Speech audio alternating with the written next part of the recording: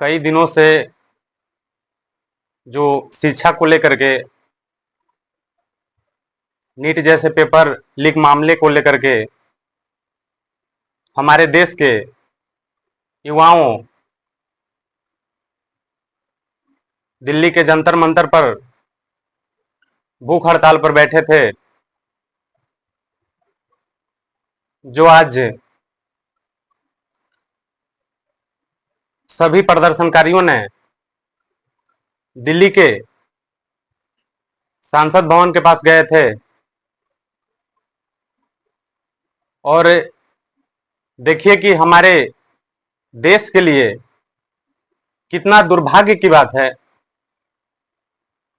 कि जिस प्रदर्शनकारियों के हाथों में देश के तिरंगे झंडे थे,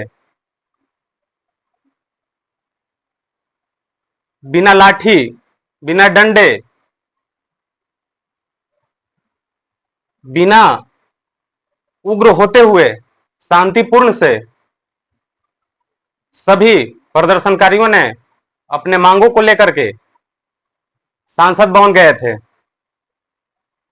लेकिन परिणाम क्या मिलता है कि हमारे देश के प्रधानमंत्री जी सबसे पहले तो वह अपने आप को यशस्वी मानने वाले सांसद भवन के दूसरे दरवाजे से निकल भागे।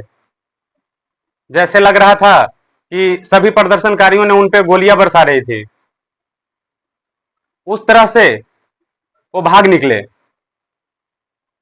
और क्या होता है कि सभी प्रदर्शनकारियों के ऊपर दिल्ली पुलिस के द्वारा लाठियां चलवाई जाती है, आंसू के गोले बरसाए जाते हैं और गोली से निशाने सधवाए जाते हैं। जैसे लग रहा था कि अपने देश के प्रदर्शनकारी नहीं है, ये किसी देश से आतंकवादी आए हैं। विद्यार्थी अपने अगर मांगों को लेकर के प्रदर्शन करता है तो उसको अपने ही देश में लाठियां खाने पड़ रही है, सर फोड़वाने पड़ रहे हैं।